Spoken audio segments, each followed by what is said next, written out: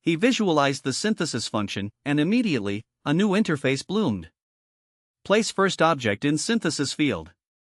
Liang Chen held the first broken flag in both hands, closing his eyes and concentrating. He felt his qi flow from his dantian, extending into the flag, analyzing its structure, its properties. The interface updated. First object registered, broken formation flag, trash grade. Properties, damaged silk structure, faded runes, minimal spiritual value. Current quality assessment, trash grade. Place second object in synthesis field. He placed the second broken flag against the first and repeated the process. His qi spread through the material, sensing its damage, its incompleteness. Second object registered, broken formation flag, trash grade. Properties, damaged silk structure, faded runes, minimal spiritual value. Current quality assessment, trash grade. Synthesis ready. Commence synthesis process? Y/N. Liang Chen's heart was pounding. This was the moment. This was when he would either discover a genuine miracle or become the victim of an elaborate hallucination brought on by his expulsion trauma. Yes, he thought, focusing his will. Synthesis initiating. A tingling sensation spread through his hands where they held the two flags. The sensation grew stronger, becoming almost burning, and he nearly dropped them. But he forced himself to hold steady, to maintain his concentration. The flags began to glow. Light poured from them, not harsh or violent, but gentle and sustained, like they were being slowly suffused with internal luminescence. The torn silk began to move, the damage reversing as if time itself was flowing backward. The faded runes brightened, their spiritual essence recovering. And then, with a sensation like two puzzle pieces clicking together, the two separate flags merged into one. Synthesis complete. Trash grade plus trash grade equals common grade. New object created, reinforced formation flag, common grade. Properties, intact silk structure, bright runes, moderate spiritual value. Current quality assessment, common grade. Estimated value, 10 to 15 spirit stones. Liang Chen opened his eyes and stared at the object in his hands. It was extraordinary. Where before there had been two broken, tattered pieces of fabric, now there was one complete formation flag. The silk was pristine, its weave tight and perfect. The runes inscribed across its surface glowed with gentle blue light, and he could feel the qi flowing through them cleanly, without any dead spots or damage. It actually works, he breathed, his voice shaking. Ding! Synthesis successful. Plus 10 synthetic points awarded. Current synthetic points, 10 out of 100 until next synthesis rank upgrade. Liang Chen's hands trembled as he turned the flag over, examining it from every angle. The quality improvement was undeniable. He could feel the qi in it, could sense that it was now a functional formation tool rather than mere trash. Two trash-grade items combined into one common-grade item, he thought, his mind spinning with implications. If I could continue this process, if I could synthesize multiple times. He didn't sleep that night. Instead, he ventured into the forest around him, searching for materials. The forest around the Azure Cloud sect was relatively safe, the sect's protective barriers kept away the most dangerous spiritual beasts, but it was also well scavenged. Most cultivators who passed through had already claimed the valuable herbs and resources. But Liang Chen wasn't looking for valuable items. He was looking for trash. In a small clearing, he found a withered herb. Its leaves had turned brown, its roots shriveled. It was the kind of thing that even a novice alchemist would discard without a second thought. He picked it up carefully. Withered spirit herb, trash grade. Properties, all nutritive value depleted. Current quality assessment, trash grade. He continued searching, and an hour later, he'd found 7 more withered herbs. They were all the same, discarded, useless, worth nothing. Perfect, he thought. He returned to the sheltering pine and began a series of synthesis operations. Withered herb plus withered herb equals slightly less withered herb. He did this repeatedly, pairing up his trash-grade materials, gradually upgrading them. Synthesis complete. Plus 8 synthetic points. Synthesis complete. plus 8 synthetic points. By the time he'd finished his 4th synthesis, he had 2 common-grade herbs that looked fresh and healthy, their leaves bright green, their roots firm. He could smell the faint medicinal aroma rising from them, a scent that had been completely absent in the withered versions. Current synthetic points, 42/100. I'm halfway there, he murmured, staring at the 2 revived herbs in wonder. They look like something worth 5 spirit stones each, at minimum. From completely worthless trash, he'd created items of actual value. He gathered more materials through the night and into the next day. Broken twigs became functional branches. Cracked stones became whole stones. Torn cloth became useful fabric. Each synthesis added to his point total, slowly climbing toward the next rank. The process was exhausting, his chi reserves depleting significantly with each synthesis. By the time he'd accumulated 98 synthetic points, he was barely able to stand. Sweat soaked through his disciple robes, and his cultivation base felt stretched thin, like a bowstring drawn too tight. But he pressed on. He needed just 2 more points, and then he would reach common-grade synthesis rank. He found 2 pieces of broken pottery, small and worthless, and synthesized them. Synthesis complete. Plus 10 synthetic points. Current synthetic points, 108/100, rank up available. Ding! Congratulations! Infinite Synthesis System rank upgraded to Common Grade. Additional functions unlocked. Synthesis Analysis, examine potential synthesis results before committing. Bulk Selection, select multiple pairs of objects for sequential synthesis. Quality Prediction, estimate the quality of synthesized items. New synthesis capability, 2 common grade objects, 1 superior object or 1 trash grade plus 1 trash grade 1 common grade, as before. The system interface updated, and new functions bloomed in his mind like flowers in spring. Liang Chen was so exhausted he could barely process the excitement of his advancement, but he forced himself to continue. He gathered the herbs and materials he'd prepared, finding a quiet pool of water in the forest to recover from his exhaustion. The cool water revived him slightly, and he drank deeply, filling his empty stomach with the clean, cold liquid. As night fell again, he had accumulated a small collection of common-grade items, the revived formation flag, several healthy herbs, some pieces of intact cloth, a handful of stones that glowed faintly with spiritual energy. Together, they weren't worth a fortune, but they represented real value, perhaps 50 to 60 spirit stones if sold to an ordinary merchant. But he wanted to test the limits of his new capabilities. He selected 2 of the common-grade herbs, fresh medicinal plants that were valuable in their own right, and placed them in the synthesis field. Synthesis ready. Estimated quality result, Earth-grade medicinal herb. His breath caught. Earth-grade. That was supposed to be beyond his current capability. Earth-grade pills were refined by advanced disciples, cultivators with years of experience. And yet, the system was telling him he could create an Earth-grade herb by simply combining 2 common-grade ones. Do it, he commanded. Synthesis initiating. The 2 herbs glowed, their light merging and intensifying. Unlike his previous syntheses, this one felt more substantial, more powerful. The chi involvement was significantly greater, drawing deeply from his reserves.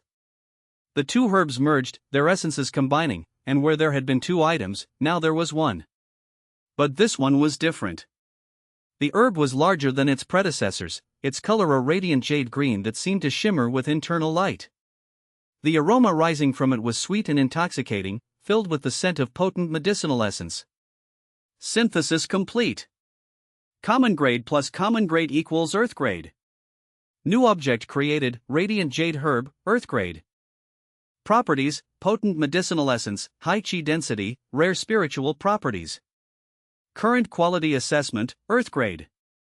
Estimated value, 150 to 200 spirit stones. Liang Chen held the herb up to the moonlight, staring at its luminous perfection. The quality jump was extraordinary. Where he'd created something merely useful before, now he held something truly valuable. This single herb could sustain a cultivator's training for a month. Multiple herbs like this could accelerate a cultivator's breakthrough to the next realm. This is incredible, he whispered. But he wasn't satisfied. He continued his experiments through the night, pushing his exhausted body to its limits.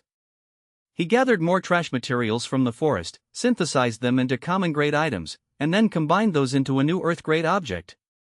2 pieces of broken metal, 1 common-grade metal ring. 2 common-grade metal items, 1 earth-grade metal component. New object created, spirit-infused bracelet, earth-grade. Properties: defensive artifact, can amplify wearer's chi circulation. Current quality assessment, earth-grade. Estimated value, 180 to 220 spirit stones.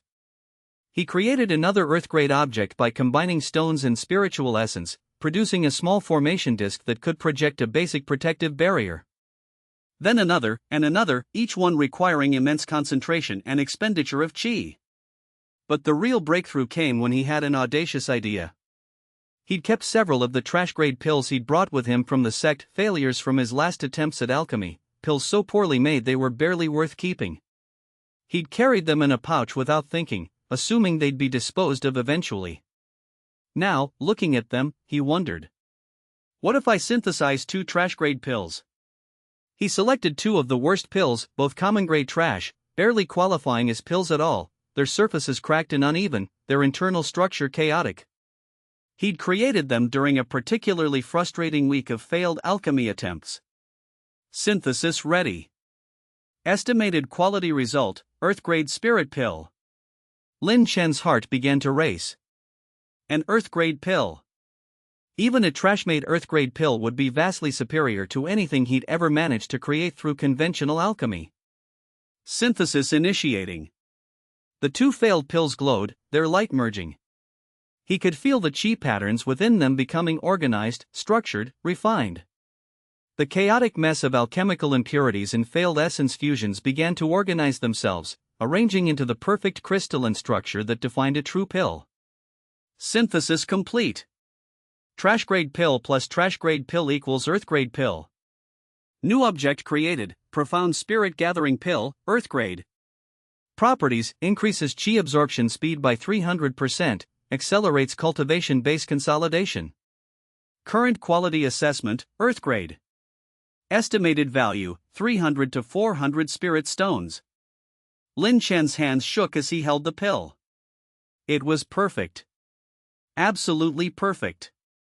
The surface gleamed with a smooth, pearlescent sheen. The aroma rising from it was the scent of pristine medicinal essence, complex, layered, intoxicating. This was the kind of pill that inner disciples saved for when they were attempting a major breakthrough. And he'd created it from trash by simply combining 2 failure pills with his system. I understand now, he said aloud, his voice hoarse from hours without speaking. This is the answer.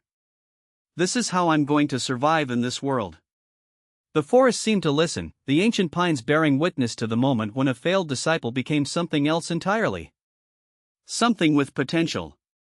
Something that might, against all odds, reshape his destiny. As dawn broke through the canopy above, painting the forest in shades of gold and crimson, Liang Chen gathered his synthesized treasures and began planning his next move. He had enough items to sell for perhaps 1,000 spirit stones, enough to survive for several months in a city. But more importantly, he had proven that his system worked at a scale he'd barely dared to imagine. With the right materials and resources, he could synthesize earth-grade items. With earth-grade items, he could synthesize even higher quality treasures. The progression could potentially continue indefinitely. Heaven-grade items, he thought, barely daring to hope. Asterisk divine-grade treasures. Perhaps even asterisk. But no. He was getting ahead of himself. For now, he needed to reach civilization, find a place to live, gather more materials. He needed to learn the real value of the things he was creating, and how to sell them without drawing dangerous attention. He needed to prepare for the next phase of his life. As he began walking toward the distant lights of Misty Cloud City, visible through the trees on the far side of the forest, Liang Chen allowed himself something he hadn't permitted in 3 years of failures and humiliation. A genuine smile. Watch out, world, he murmured to the wind and the rising sun. I'm coming. And somewhere in the Azure Cloud sect, in his private meditation chamber, Elder Zhao suddenly opened his eyes.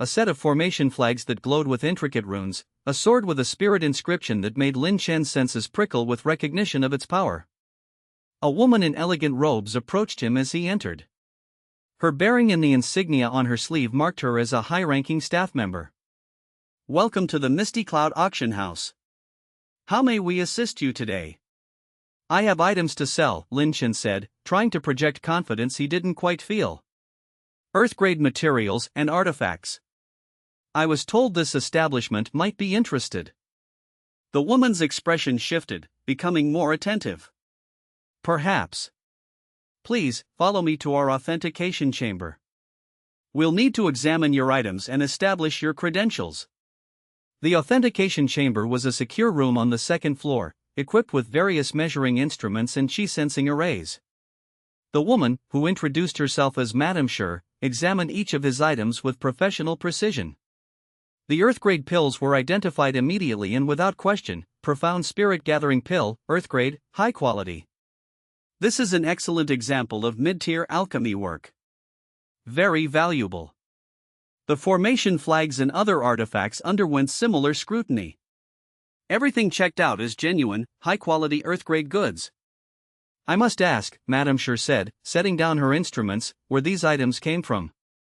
They're all of exceptional quality, and items this fine from an unknown seller is unusual."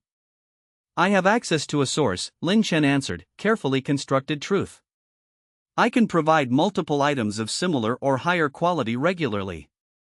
I'm interested in establishing a relationship with your auction house." Madame Sher's eyes narrowed slightly. "Higher quality? You mean heaven grade?" "Should I claim that?" Liang Chen wondered. The truth is, I can potentially create heaven grade items. But heaven grade is exceedingly rare, worth tens of thousands of spirit stones per item. Claiming to have access to them might draw dangerous attention. "Potentially," he said carefully. "I need to establish a baseline relationship first. For now, I have 6 Earth-grade items available." "What commission does the auction house take?" "For Earth-grade items, we take a 15% commission," Madame Sher replied. "However, items of this quality typically sell for 250 to 400 spirit stones each, depending on market demand. Your 6 items could generate 1,500 to 2,400 spirit stones. Our next auction is scheduled for 3 days from now. That would give us time to catalog and display the items properly, to generate interest among our clientele." 3 days. Liang Chen quickly calculated. 3 days of continued synthesis work, gathering new materials, creating more products. He could potentially have another batch ready by then. And then another, and another, building wealth at a pace that would accelerate exponentially. "I want to register with a merchant's pseudonym," he said. "For privacy." "Understandable," Madame Sher replied. "What name would you prefer?" Liang Chen thought for a moment. "Qingyang. The merchant name will be Qingyang." "Excellent. I'll register you in our system as Qingyang. You'll need to provide a contact method. We'll use a sealed envelope system for discretion. You simply check the secure mailbox at the rear of the auction house daily for messages or payment information." The registration was completed within the hour. Liang Chen provided one of the Earth-grade pills as a sample for authentication, and Madame Sher assured him it would be the centerpiece of the upcoming auction. The other items would be displayed as supporting lots. As he left the auction house, Liang Chen's mind was racing with possibilities. In 3 days, he would earn his first real income. In a week, he could earn more spirit stones than most disciples made in a year. In a month, he could potentially be wealthy enough to live independently, to purchase high-grade cultivation resources, to accelerate his own cultivation dramatically. The expulsion that had seemed like the end of everything was starting to look like a beginning instead. Over the next 3 days, Liang Chen rented a small private courtyard on the city's outskirts. The owner, a toothless old woman who didn't care about his business, asked no questions when he paid for a week's stay in advance with the spirit stones he'd earned selling some of his initial items to common merchants. In that courtyard, behind locked doors and with a formation flag he'd created specifically for privacy, Liang Chen synthesized. He purchased common-grade herbs, stones, and materials from street vendors, always careful to buy from different merchants to avoid suspicion. Then he synthesized them, creating earth-grade materials. He worked at a pace that threatened to drain him completely, pushing his chi reserves to dangerous levels daily. By the time of the auction, he had accumulated another 15 earth-grade items, pills, herbs, formation components, and small defensive artifacts. The auction itself was extraordinary. Liang Chen sat in the back of the viewing gallery, watching as his items were presented. The profound spirit-gathering pill came up first, and the moment it was revealed, the entire audience seemed to lean forward. A profound spirit-gathering pill, earth-grade, the auctioneer announced. This specimen is of exceptional quality, boasting a perfect spherical form and optimal spiritual essence distribution. We have authentication from our experts that this pill was created through advanced alchemy techniques. Let us begin bidding at 200 spirit stones. The bidding started immediately. 250, called out a merchant in expensive robes. 300, came a response from a woman wearing the insignia of the Azure Cloud sect. Liang Chen's heart skipped. An Azure Cloud sect member. 350, shouted another voice. 400, from the sect member. 450. 500. Final bid, came the sect member's voice, and she raised her hand to confirm her commitment to the price. The auctioneer's gavel fell. Sold. To the Azure Cloud sect representative for 500 spirit stones. 500. The price was double what Madame Sher had estimated. And the sect member had been willing to pay even more. The remaining items sold for similar premium prices. The total auction proceeds came to over 9,000 spirit stones after the house commission, netting Liang Chen nearly 7,700 spirit stones. When he collected his payment from the secured mailbox the following day, Liang Chen's hands actually shook as he opened the sealed envelope containing the promissory notes and actual spirit stones. More wealth than he'd seen in his entire life sat in his hands, earned not through cultivation achievement but through synthesis. "I'm actually doing this," he murmured, standing in a quiet alley behind the auction house.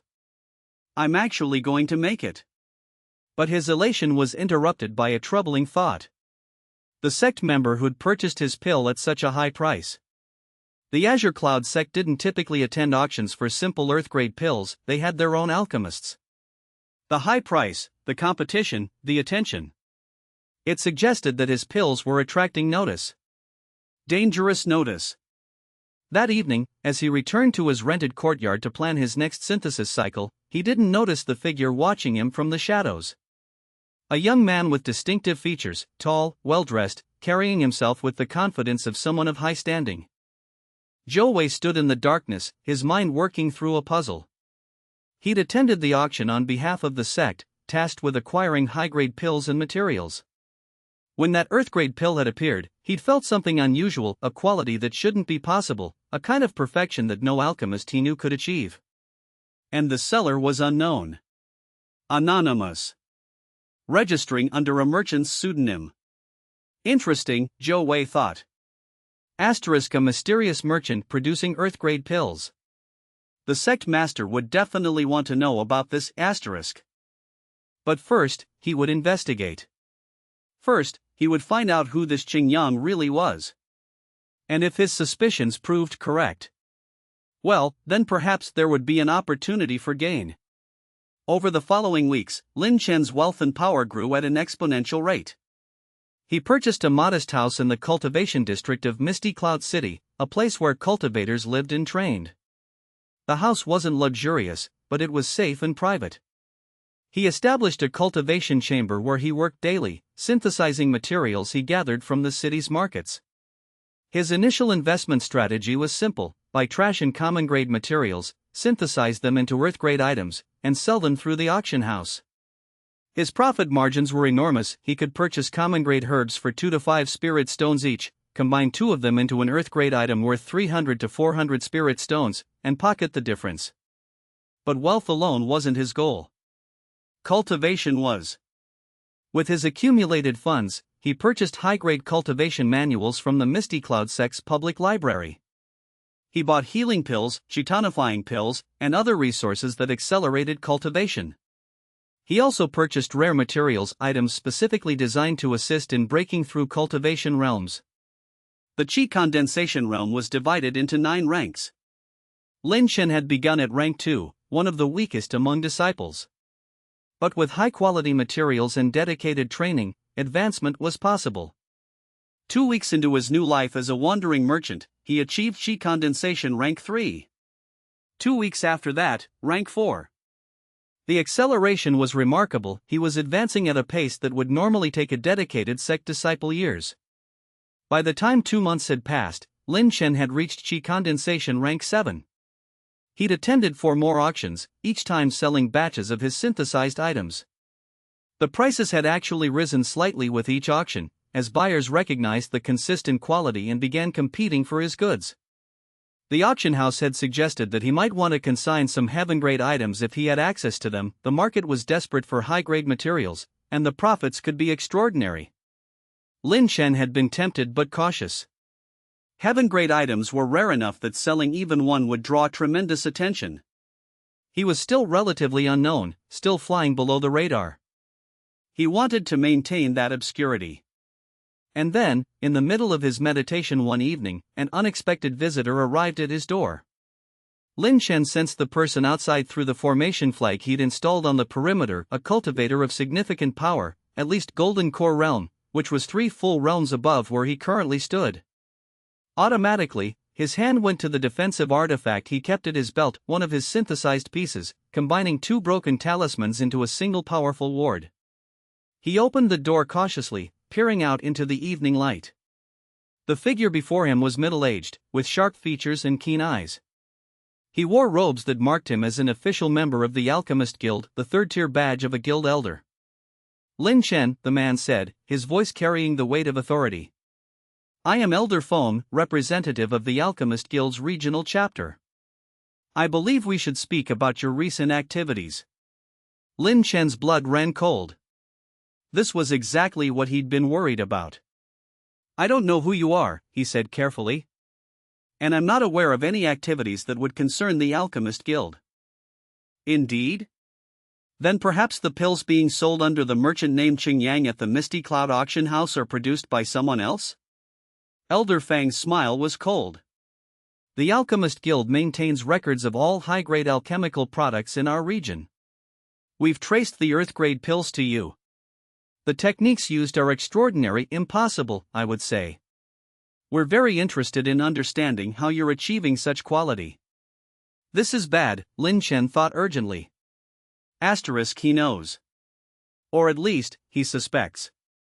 I need to be very careful here, asterisk. I'm not an alchemist, he said, which was technically true. I'm a merchant who trades in materials and artifacts. Any pills I sell are obtained through legitimate channels. You're lying, Elder Feng said flatly. But that's fine. We can discuss the details elsewhere. You're coming with me to the Alchemist Guild. Consider this both an honor and a courtesy. I'm giving you the opportunity to explain yourself to the guild master himself rather than simply confiscating your synthesis secrets through less pleasant means. Synthesis secrets, the phrasing was interesting. Elder Feng didn't know about the system itself, only that Liang Chen was somehow synthesizing materials to create higher quality products. And if I refuse? Liang Chen asked, even though he knew the answer. Then I'll take what I want by force, Elder Feng replied calmly. The Alchemist Guild doesn't ask twice. We have authority over all alchemical matters in this region, granted by the regional government and the major sections. Resisting us would be unwise. Liang Chen's mind raced. He was rank 7 in Qi condensation. Elder Feng was clearly golden core realm or higher. In a direct combat confrontation, Liang Chen would be destroyed within seconds. He had no choice but compliance or escape. But where could he escape to? The city had walls. The Alchemist Guild likely had resources to track him. Unless. Very well, he said, stepping back from the door. Give me a moment to gather some things. Elder Feng nodded, remaining in the courtyard as Liang Chen retreated into his house. Once inside, he immediately went to his synthesis chamber and began working frantically.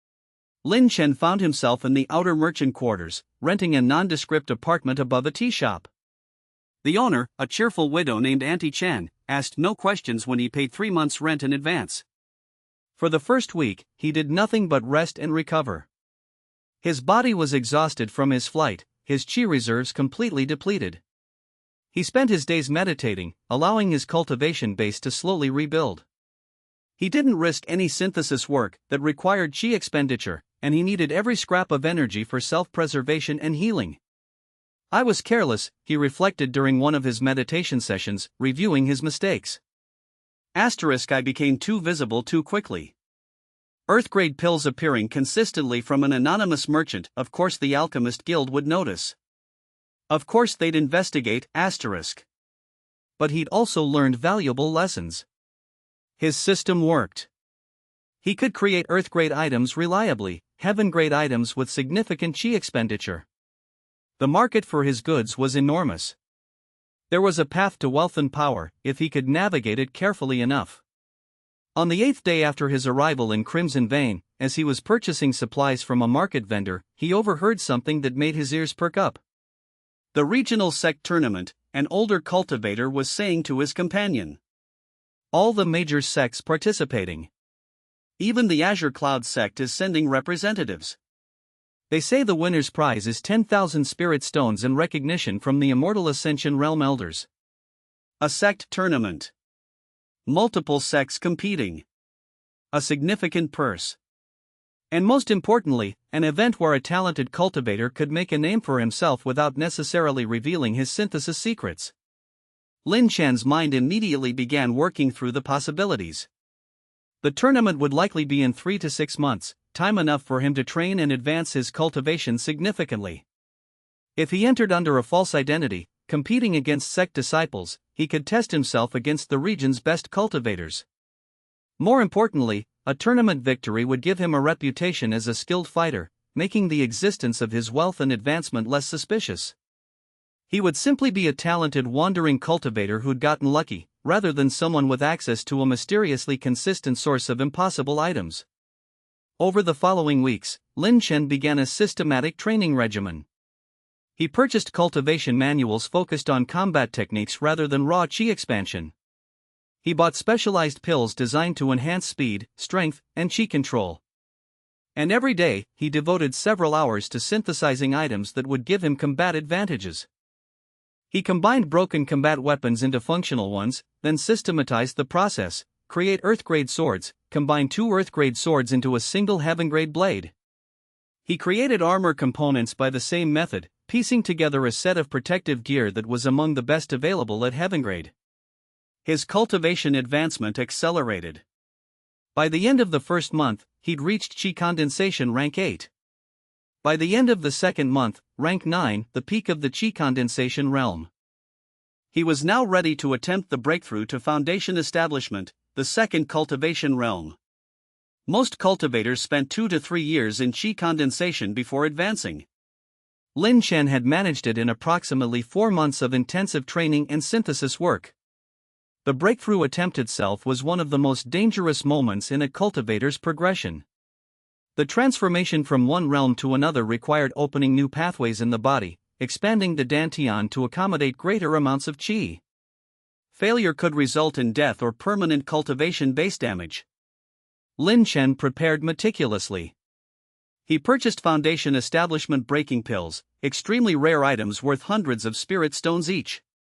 He created a secure cultivation chamber with multiple formation flags for stability and protection. He spent a full day of meditation, centering himself mentally for the ordeal ahead. And then, on a night when the stars aligned favorably and the qi density in the atmosphere was particularly high, he began.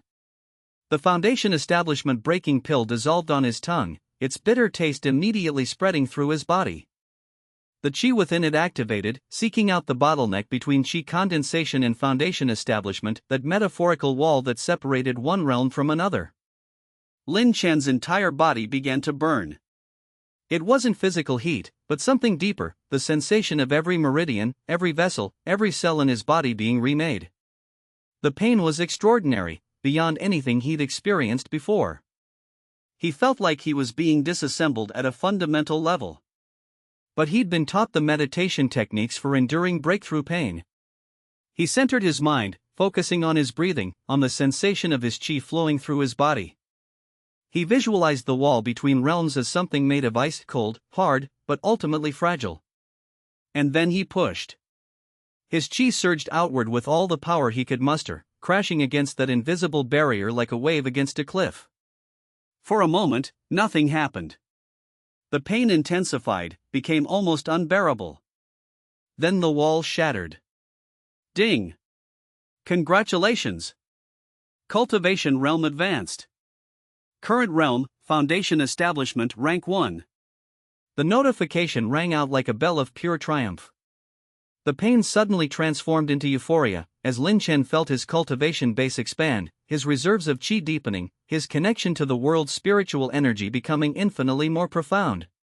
He opened his eyes and exhaled slowly, his body covered in a sheen of cultivation breakdown sweat. But he was smiling. Foundation Establishment. He'd achieved it in less than half a year of focused effort. Most cultivators took 5 to 10 years to reach this level. Over the following weeks, he consolidated his new realm, advancing from rank 1 to rank 2 through continued synthesis work and meditation. By the time 3 months had passed since his arrival in Crimson Vein, he was a solid Foundation Establishment rank 3, with combat gear and techniques that would allow him to compete effectively against sect disciples of similar cultivation level. And then the announcement came. The regional sect tournament, sponsored by the 7 major sects of the eastern region, will be held in the city of Immortal Forge, approximately 500 li northeast of Crimson Vein. The tournament will be held over the course of 3 weeks, with preliminary matches, elimination rounds, and finals. All independent cultivators or those without sect affiliation may register as individual competitors, provided they can demonstrate cultivation at the Foundation Establishment realm or higher and can provide evidence of legitimate training background. Prize pool: 10,000 spirit stones for the champion, 5,000 for the runner-up, 2,000 for third place. Additionally, top performers may receive invitations to join any of the participating sects as outer disciples. Registration begins 1 month before tournament commencement. Liang Chen carefully read the notice posted in the Crimson Vein Cultivation Marketplace. 1 month to prepare. The location was the city of Immortal Forge, neutral territory, supposedly, where sect conflicts were prohibited during the tournament period. Perfect. He immediately began preparations for the journey. He purchased a fine cultivation robe that marked him as an independent but clearly capable cultivator, not so expensive as to draw attention, but not so cheap as to suggest a struggling wanderer. He created official-looking cultivation background documents through simple synthesis and forgery, carefully crafting a false history as a wandering cultivator who trained under a supposedly deceased master. Everything was designed to be plausible but unverifiable. If anyone tried to contact his supposed teacher or verify his background, they would find that the sect he'd fabricated no longer existed due to being destroyed 50 years prior. Unfortunate, but definitively impossible to investigate. Then, 3 days before he was scheduled to depart for Immortal Forge, disaster struck. The Alchemist Guild's Enforcement Division arrived at his apartment. They came in the late afternoon, when the streets were crowded enough that a large group of cultivators wouldn't immediately stand out. Liang Chen was in his cultivation chamber, meditating, when he sensed the disturbance in the qi around his apartment, multiple formations being activated, barriers being erected. His eyes snapped open. "They've found me," was his immediate thought. The Alchemist Guild traced the merchant Xianxia to this city. He moved with the speed of a Foundation Establishment cultivator, which was far faster than the normal human eye could follow. He gathered his most valuable items, the heaven-grade blade, several synthesized artifacts, his wealth in the form of spirit stone reserves and portable valuables. Then he heard the knock on the door. Not a polite knock, but an authoritative one. The voice that followed was similarly commanding. "Liang Chen. We are representatives of the Alchemist Guild Enforcement Division. Open this door or we will open it for you." How do they know my real name? He wondered with a spike of panic. But there was no time to puzzle it out. He was moving toward the back window of his apartment when the enforcement officers began breaking down the door. Liang Chen was already climbing out the window by the time they crashed through the entrance. He vaulted down to the alley below with controlled fall, his enhanced cultivation allowing him to absorb the impact without injury. Then he ran. The streets of Crimson Vein became a chaos of pursuit. The enforcement officers were experienced cultivators, at least Golden Core realm, and they coordinated their efforts to cut off his escape routes. But Liang Chen had spent time mapping the city, learning its back alleys and passages. He used that knowledge now, ducking through narrow streets, leaping over buildings, moving in unpredictable patterns. Behind him, he could hear the officers pursuing, their chi pathways flaring with power as they accelerated in cultivation strength. One of them managed to get close enough to launch an attack, a blast of golden light that erupted from his palm and shot toward Liang Chen. No time to run from this, Liang Chen thought. He reached into his pack and grabbed the defensive talisman he'd synthesized specifically for emergencies. He activated it while moving at full speed. Heaven-grade barrier talisman activated. A brilliant dome of translucent light expanded around him, blocking the incoming attack. The golden blast hit the barrier and dissipated harmlessly. But the talisman itself shattered with the effort, a one-time use expended. More officers were joining the pursuit now. Liang Chen could sense at least 6 of them, and additional reinforcements seemed to be arriving. He was outmatched in pure cultivation power. He needed to escape, not fight. He threw another synthesized item behind him, 2 common-grade flash bombs he'd made by combining simple alchemical components. They detonated in sequence, creating clouds of obscuring smoke and brilliant light that momentarily disoriented his pursuers. In that moment of confusion, Liang Chen changed direction sharply, climbing the wall of a building and leaping across a 3-story gap to the rooftop of the adjacent structure. He ran across rooftops, jumping from building to building, gradually working his way toward the eastern edge of the city where the population density decreased. The Alchemist Guild officers pursued, but he was managing to maintain his lead. His lighter frame and foundation establishment speed were advantages against the heavier, older officers who'd spent more time developing their cultivation base and less time on agility training. But more were coming. He could sense the disturbances in Qi as additional reinforcements moved through the city. I won't make it if I stay, he realized. I need to abandon Crimson Vein entirely. He made a calculated decision and changed his trajectory, heading not toward the eastern gates but toward the city's central district, where the population was highest and the cultivation enforcement would be weakest, due to the need to avoid collateral damage in areas of high population density. He ran through the marketplace, through shopping districts, through religious temples. The enforcement officers tried to follow but found themselves constantly having to restrain their use of force to avoid harming civilians. It slowed them down. By the time he reached the northern gates of the city, he'd managed to open a substantial lead. He turned one last time as he galloped through the gates on a borrowed spirit beast, a fast, low-grade creature he'd quickly synthesized a riding saddle for, using 2 common-grade leather pieces. Looking back, he could see the enforcement officers emerging from the city, but the distance between them was now measured in hundreds of meters. By the time they organized a mounted pursuit, he would be gone. For the second time in recent months, Liang Chen was fleeing from powerful cultivators. But this time, he had a specific destination in mind, and a plan for what came next. 3 days of hard riding brought him to a small town called Sunset Ridge, roughly 200 li north of Crimson Vein. It was a place where traveling cultivators often stopped to rest and resupply. Liang Chen paid for a quiet room in a roadside inn and spent 2 days recovering from his escape. During that time, he synthesized new disguises for himself, not physical disguises, but new documentation, new cultivator robes in different styles, new credentials that marked him as someone else entirely. The Alchemist Guild was clearly becoming a serious threat. They'd somehow traced him across multiple cities, identified his real name despite his use of pseudonyms. They had resources and determination. But they didn't know everything. They knew about his synthesis ability, but they didn't know about the system. They might suspect he had some kind of artifact or technique, but they couldn't imagine a method of synthesis that could so completely transform the quality of materials. And they couldn't find him if he kept moving, kept changing his identity, kept adapting. The sect tournament was his next destination. But before that, he would disappear for a while, let the trail grow cold.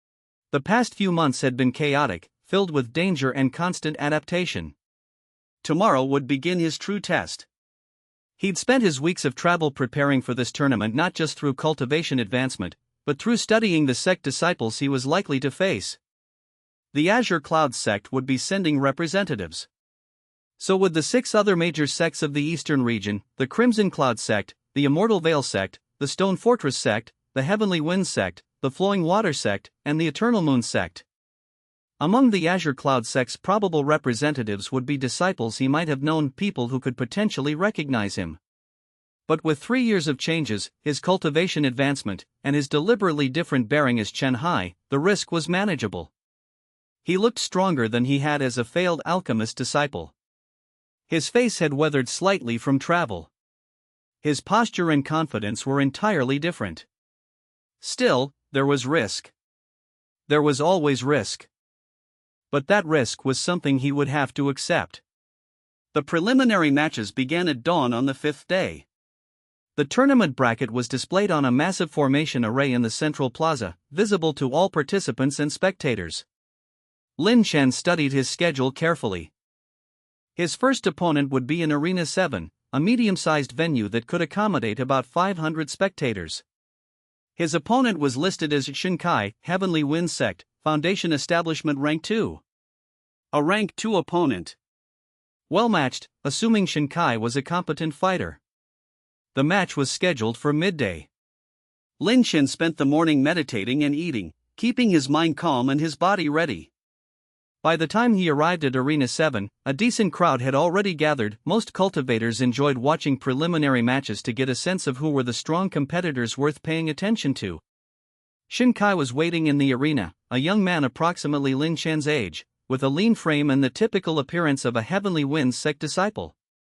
The sect's specialty was wind-based cultivation techniques, and Xianxia's aura carried a distinctive ethereal quality, as if the air itself responded to his presence. The match referee, an older man with a spirit-severing cultivation aura, took his position between them. Preliminary match, Arena 7, the referee announced, his voice carrying easily to the assembled spectators through a simple amplification formation. Xianxia of the Heavenly Wind Sect, Foundation Establishment Rank 2, versus Xianxia, Independent Cultivator, Foundation Establishment Rank 3. Match will proceed until one combatant yields or is rendered unable to continue. Begin. The moment the referee's hands came down to signal the start, Xianxia moved. His entire body seemed to blur slightly as wind cultivation swirled around him, accelerating his movement. He launched himself forward with extraordinary speed, his fist already glowing with pale blue chi as he aimed for Liang Chen's face. It was a strong opening move, relying on speed and cultivation advantage to establish dominance. Against many Rank 2 opponents, it would likely land. But Liang Chen wasn't most opponents.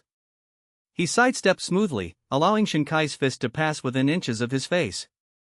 The wind chi surrounding the punch created a slight breeze, and he could hear it whistling through the air, a sound that testified to the power in that strike. Xianxia recovered instantly, his wind cultivation allowing him rapid repositioning.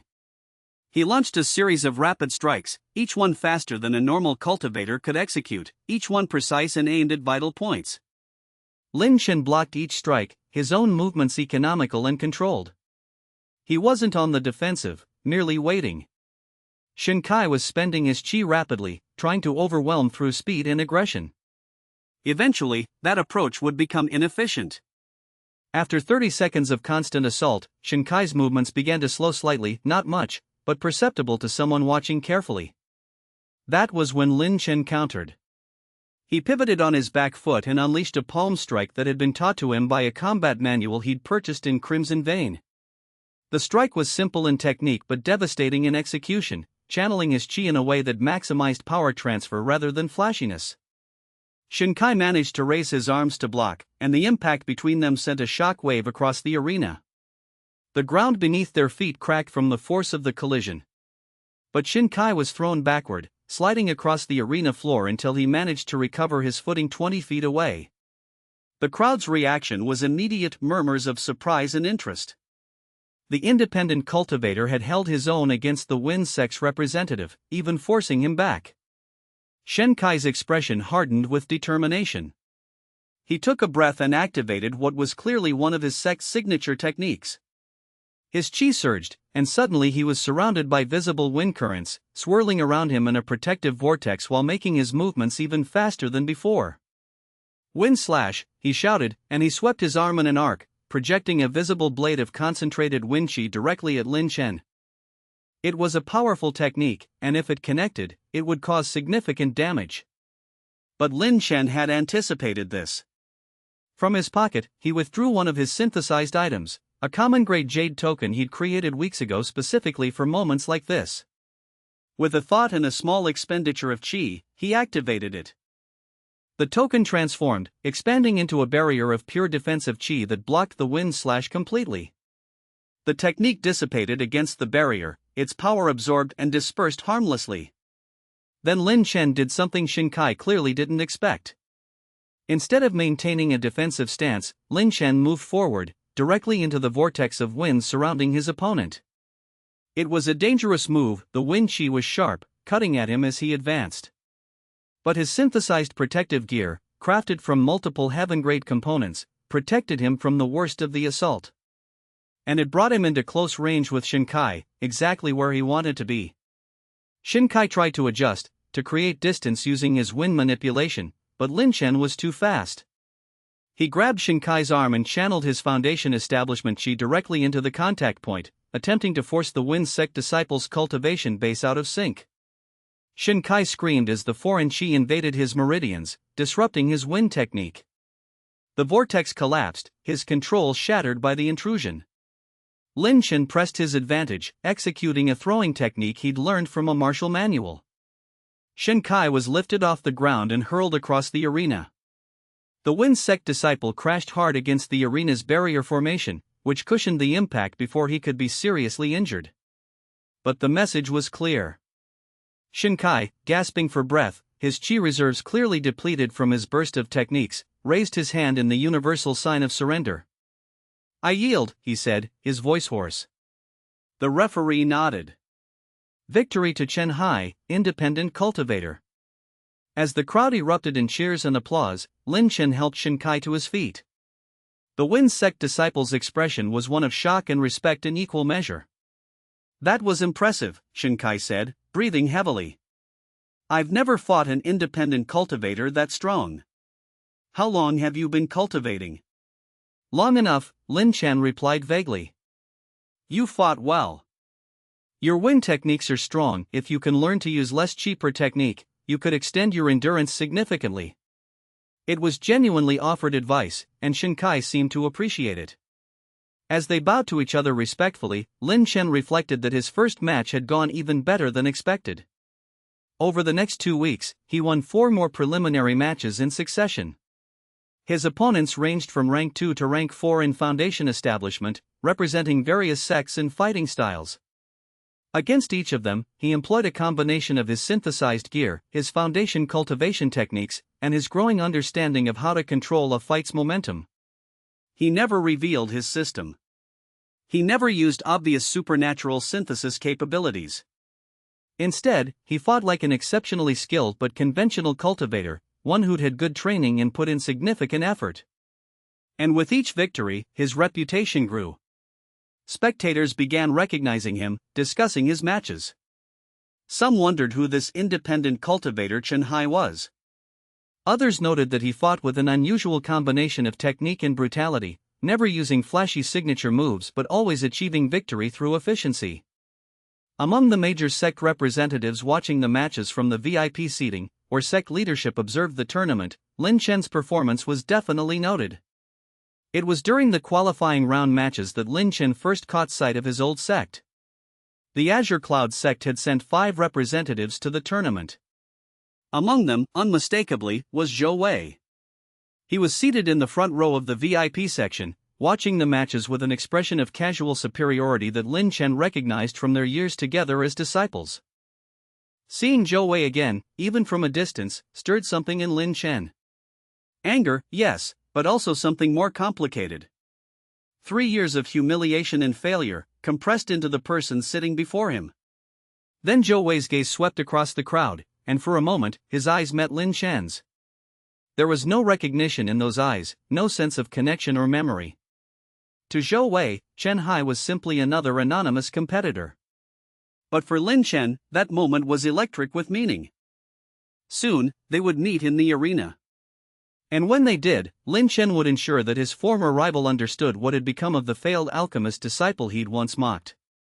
The tournament bracket advanced to the elimination rounds, and the matches grew more intense.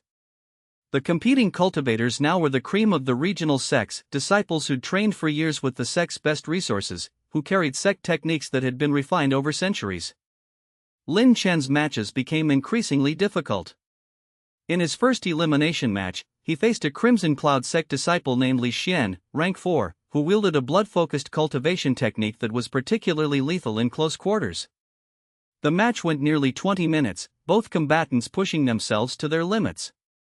Lin Chen won by exploiting a weakness in Li Xian's technique. The cultivator's reliance on blood qi made him vulnerable to disruption of his meridian structure. When Lin Chen managed to force a disruption through a precise pressure point strike, Li Xian's technique failed catastrophically, and the match was decided. In his second elimination match, he faced a flowing water sect cultivator, rank 3, whose defensive techniques and flowing movement style were nearly as advanced as Lin Chen's own. This match he won through superior physical conditioning, wearing down his opponent's stamina until they made a mistake. By the time the semi-final matches arrived, only 8 competitors remained. And that was when Lin Chen discovered something astonishing: Zhou Wei had also advanced to the semi-finals. The bracket was announced by formation display, visible across the entire city. The matches would be held on the same day, in different arenas, but they could potentially meet in the finals if they both won. Semi-final, Arena 1, the largest Zhou Wei versus a Heavenly Winds sect competitor named Ma Tao, ranked the strongest wind cultivator of his generation. Semi-final, Arena 4, Lin Chen versus an Immortal Veil sect competitor named Ingli, a rank 4 cultivator specializing in illusion and mental cultivation techniques. The semi-final matches were scheduled for the same day, with Lin Chen's match scheduled to conclude several hours before Zhou Wei's. Ing Li was a formidable opponent. The Immortal Veil sect specialized in techniques that were almost impossible to counter through straightforward physical means: illusions, mental intrusions, distortions of reality itself.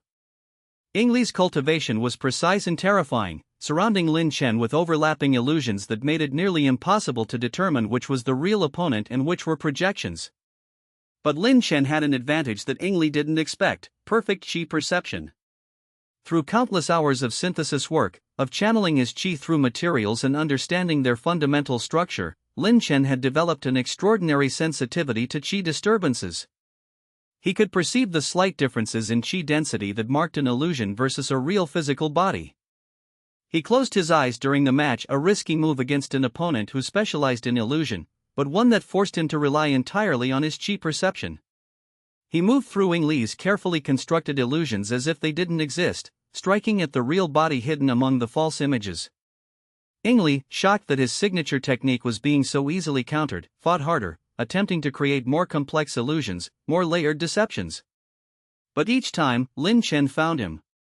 In the end, cornered and desperate, Ing Li executed what appeared to be a final technique, a simultaneous mental and physical assault designed to overwhelm through multiple channels of attack simultaneously. Lin Chen felt the mental assault like a knife trying to pierce his consciousness. It was painful, intrusive, violations at a level that most cultivators would have found overwhelming.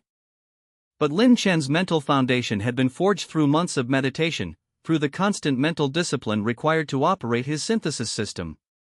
His mind was simply stronger than Ing Li's assault could overcome.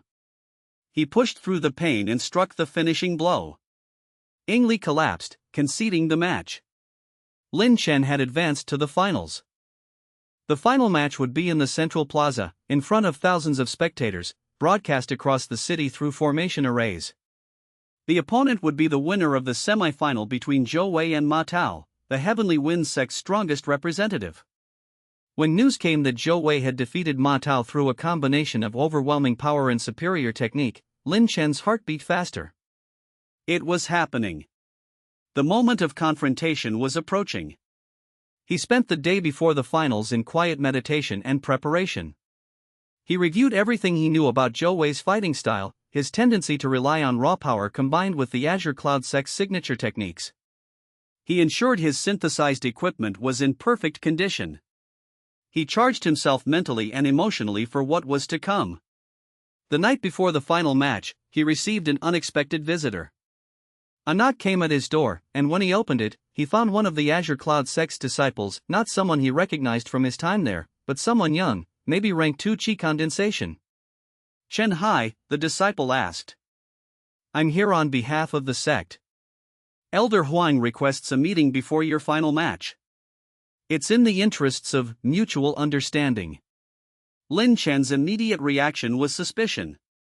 But he also knew that refusing a direct request from one of the major sects would be problematic. And Elder Huang, the head of the alchemy division, couldn't possibly recognize him. Liang Chen had been just another failed disciple among many. Very well, he said. Where? The sect's pavilion in the cultivation district. They're expecting you in 1 hour. The Azure Cloud sect's pavilion was an impressive structure, set apart from the rest of the city, surrounded by protective formations that only sect members could pass through without special permission. The young disciple escorted Liang Chen directly to a private chamber where Elder Huang was waiting, along with another figure Liang Chen recognized with a start, Elder Zhao, the sect master himself. This is serious, Liang Chen thought, keeping his expression neutral. Chen Hai, Elder Huang began, his eyes studying Liang Chen with the intensity of someone trying to see through a mask. We've been observing your progress through the tournament with great interest. Your fighting techniques are sound, your cultivation advancement remarkable. However, we find ourselves curious about your background. I provided all relevant documentation during registration, Liang Chen replied carefully. Indeed, Elder Zhao said, his voice carrying the weight of immense authority. However, we've taken the liberty of investigating the sect listed in your credentials, the Northern Star Sect, a supposedly small nomadic organization. Liang Chen's hand moved toward his pocket, where he kept a defensive talisman, but he forced himself to remain calm. We discovered, Elder Zhao continued, that the Northern Star Sect was destroyed 47 years ago in a conflict with a rival organization. There are no surviving records of its disciples or techniques. In short, your documentation, while expertly forged, is entirely false. For a moment, silence filled the chamber. Liang Chen assessed his options. He could attempt to fight his way out, but Elder Zhao was Immortal Ascension realm, he would crush Liang Chen like an insect. He could attempt to run, but the sect's pavilion was sealed with formations he couldn't overcome. Or he could negotiate. You're correct, he admitted finally. My documentation is false. I'm an independent cultivator seeking to gain recognition through the tournament. I've committed no crimes beyond falsifying my background, which, as you may be aware, is permitted if the applicant's actual cultivation level is verified, which mine is. Elder Huang's expression flickered with something, perhaps respect for Liang Chen's honesty, or surprise at his lack of panic. We're not here to arrest or condemn you, Elder Zhao said slowly. We're here to make an offer. After you win the tournament tomorrow, and we believe you will win it, regardless of opponent, we would like you to join the Azure Cloud sect as a direct outer disciple. Your cultivation advancement is remarkable. With sect resources and proper training, you could advance to the Golden Core realm within years rather than decades. Liang Chen kept his face carefully neutral, but internally, he was astounded. The sect was offering him admission after expelling him. They wanted him as a disciple based purely on his tournament performance. They don't know, he realized. They have no idea I was ever in the sect before.